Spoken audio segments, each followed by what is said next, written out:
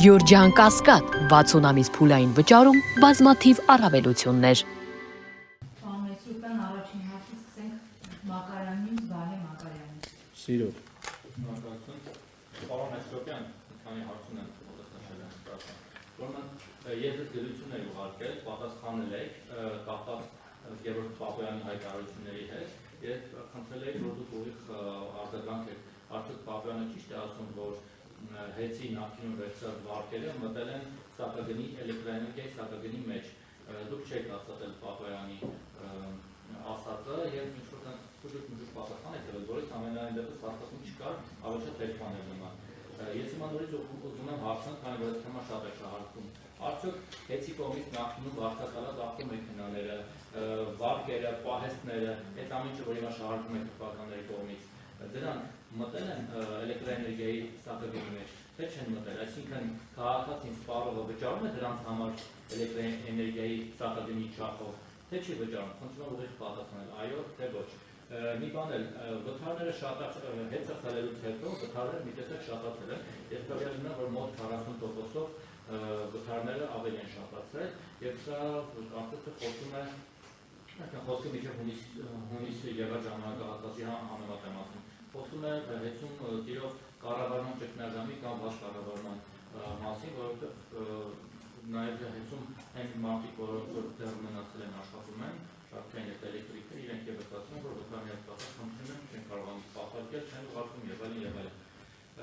Դուք խոսեցիք ներդրումների մասին, այդ ներդրումները պետք է դեռ հաստատվել է, որ պիտի 2020 թվականին պետք է 47 միլիարդ դրամի ներդրում արվեր, բայց արվել է մոտ 25 միլիարդ դրամի չափով, պակաս։ Հիմա կասեք ինչ չկատարվել այդ ներդրումները։ Շատ լավ, սկսենք ցից, նախ երևի ուշադիր չլսեցիք, ես իմ զեկույցում ասեցի, որ էլեկտրաէներգետիկայի համակարգում ներդրումները արվել են 37 միլիարդի չափով, բայց դուք ճիշտ եք նկատում, որ նախկինում 25 թվականի ընթացքում հեծի նախկին կառավարիչների կողմից առաջարկություններ եղել 47 միլիարդ դրամի ներդրում կատարել եւ մենք աշխատանքային քննարկումներից հետո մեր նիստում որոշեցինք չհաստատել այդ 47 միլիարդ դրամի ներդրումը, ինչու։ Նախ ուզում եմ այդ շփոթը վերացնել եւ մեկնաբանություններում հաճախ հնչում է այսպիսի տեսակետ, որ 25 թվականին հանրային ծառայությունները կարգավորող հանձնաժողովը չի հաստատել հեծի առաջարկած ներդրումային ծրագրերը։ Ոչ, դա սխալ մեկնաբանություն է, որովհետև հեծի տարեկան ներդրումային ծրագրերը հաստատված են 2024 թվականից 34 թվական ընկած 10-ամյա ծրագրի շրջանակներում ըստ տարիների։ Պարզապես գոյություն ունեցող պրակտիկայից ելնելով կարգավորող ընկերությունները տարվա ընթացքում կարող են առաջարկությամբ հանդես գալ եւ հաստատված տարեկան ներդրումային ծրագրերում կատարել որոշակի ծավալային փոփոխություններ հաշվի առնելով կատարվելիք աշխատանքների առաջնահերթություններից կամ այս կամ այն իրավիճակի փոփոխությունից։ Հետևաբար հեծ փակ բաժնետիրական ընկերության նախկին կառավարիչները այս տրամաբանությունից ելնելով առաջարկում էին մեզ 37 միլիարդի փոխարեն կատարել 25 թվականին 47 միլիարդ։ Թվում է թե առաջին հայացքից նորմալ առաջարկ է եւ ինչ կա, որ ինչու չենք հաստատել այս առաջարկը, բայց խնդիրը հետեւյալումն էր։ Գոյություն ունի որակի ցուցանիշներ, հասկացողություն հանձնաժողովի կողմից սահմանված եւ այդ որակի ցուցանիշները ուղիղ կապված են անջատումների քանակի հետ։ Կլինի դա պլանային անջատում, թե վթարային անջատում։ Եվ հայտնի է ձեզ, որ տարիներ շարունակ հեծ փակ բաժնետիրական ընկերությունում ներդրումային ծրագրերի մի զգալի հատված ուղղվել է նոր միացումների խնդիրը լուծելուն եւ գումարի այդ չափով պակաս ենթակառուցվածքների վերանորոգման, զարգացման, արդիականացման մասով գումար քիչ է ներդրվել։ Եվ հենց մեր գործընկերները հենց այս բացը լրացնելու տրամաբանության մեջ էին առաջարկում այդ մոտ 10 միլիարդ ավել ներդրումը իրականացնել 25 թվականին, բայց պայմանով, որ այդ պլանային անջատումների քանակը, երբ որ այդ մեծածավալ ավելի շատ ներդրումներ կատարելու հետևանքով պետք է ավելանան, պետք է դրանք չհասնեն որակի ցուցանիշների վրա։ Ինչի հետ հանձնաժողովը չի համաձայնել, որովհետև նախորդ տարիներին, երբ այդ պլանային անջատումները չեն կատարվել, երբ այդ համապատասխան ծավալի ներդրումներ չի կատարվել այդ ուղղությամբ, դրա հաշվին ապահովել են որակի ցուցանիշներ։ Իսկ հիմա, երբ որ պետք է այդ խնդիրը բերեին կարգավորման դաշտ գցեին, արդեն բնականon հուն բերեին, առաջարկում էին, որ անջատումների քանակը պետք է չազդի որակի ցուցանիշների վրա, ինչի հետ մենք չենք համաձայնել եւ մերժման հիմքը դա է եղել։ Սա մեկ, երկրորդ հարցը, կհիշեցնեք երկրորդ հարցը։ Այո, շատ լավ։ Որակի ներողություն կապված հենց ձեր ասացիք կապված։ Բանավեճի ես հեսա կպատասխանեմ ձեզ։ Ներդրումներ արվում են, ներդրում նորից եմ կրկնում, հարգելի լրագրող,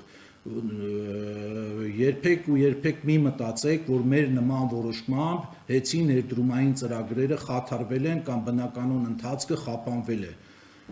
Պլանային հաստատված տարեկան ներդրումների ծավալը շարունակվում է իրականացվել եւ կիրականացվի անխափան ձևով։ Հիմա ձեր երկրորդ հարցին ես բացարձակապես համաձայն չեմ այդ խլել եզրույթի հետ, դուք ձևակերպում եք խլել եզրույթը եւ երկրորդ հարցի մեջ տալիս եք գնահատականներ, որը միգուցե ձեր իրավունքն է, բայց ես այս մասով եւս չունեմ այնպիսի ինֆորմացիա, ինչի մասին խոսում եք դուք,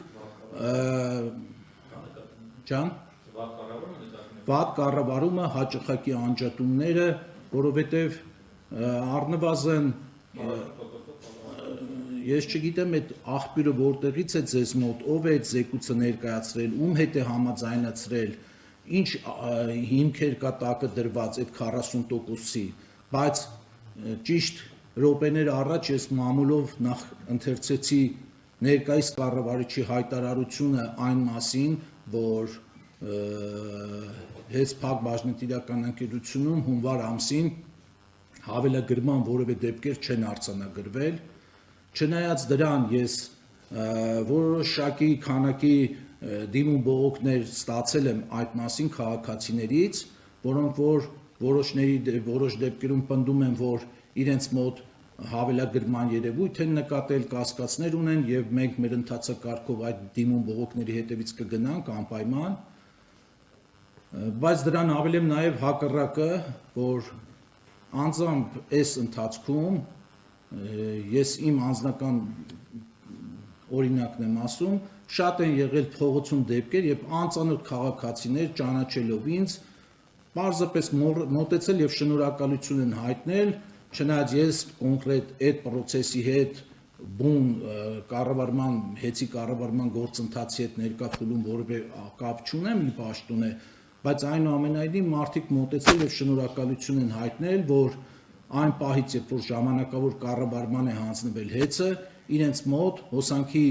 այդ վճարները 3, 4, 5000 դրամով պակասել են։ Իրարամերժ տվյալներ են, դուք պնդում եք, որ հակառակն է տեղի ունեցել, ես իմ տեսածն ու զգացածն եմ ասում, մենք վստահ եղեք, այդ ամեն ինչը կուսումնասիրենք, հատուկ ուսումնասիրության բան կդառնա եւ 1 կամ 2 մարդու պնդումներով, գնահատականներով կամ ոչ մասնագիտական կարծիքներ հայտնելով հնարավոր չէ համաձայնվել նման տեսակետների հետ եւ ճիշտ չէ համաձայնել։ Մտնում են վարկերը։ Շատ լավ, առաջի հարցը։ Ուրեմն պարոն Պապոյանի հայտարարությունների հետ կապված, եթե կոնկրետ պատասխանեմ, իսկ մենք այնուամենայնիվ ձեզ գրած նամակում բավական կոնկրետ ենք պատասխանել, ինչքան էլ որ դուք ասում եք խուճուճ բաներ են գրել, խուճուճ բան մենք ստեղ չենք գրում, որևէ մարդու եւ որևէ դիմումի, այլ բան, որ միգուցե մասնագիտական բանը չի հերիքել, որ գրածը ճիշտ ընկալեք, բայց ես լրացուցիչ նորից մեկնաբանում եմ։ Մեթոդաբանության իմաստով, այո, վերցրած վարկերի տոկոսները, իսկ խոսքը գնում է ոչ թե վերցրած վարկերի, այլ վերցրած վարկերի տոկոսների մասին։ Վերցրած վարկերի տոկոսները չեն մտնում սակագնի մեջ, բայց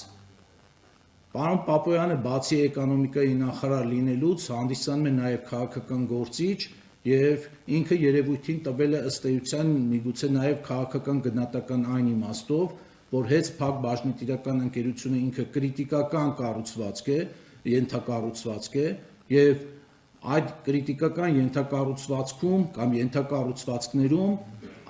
անթույլատրելի է որպիսի ֆինանսական կառավարման եւ տեխնիկական կառավարման եւ որևէ առումով ամենաթողություն տիրի եւ հատկապես ֆինանսների միգրացիայի խնդիր տեղի ունենա հակառակ դեպքում վերցրած վարկերը եթե ինչ պատճառներով չկարողանային հետ մարել եւ կամ ծայրահեղ իրավիճակի հասցնեին այստեղից վերցնել մյուս ենթակապալառուին փող տալ կամ կապալառուին փող տալ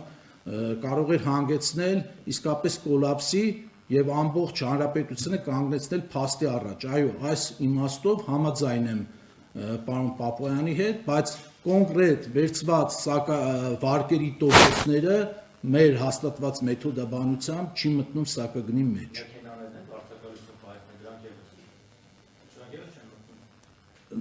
Ես նորից եմ կրկնում ձեր հարցին արդեն ընդհանուր պատասխանեցի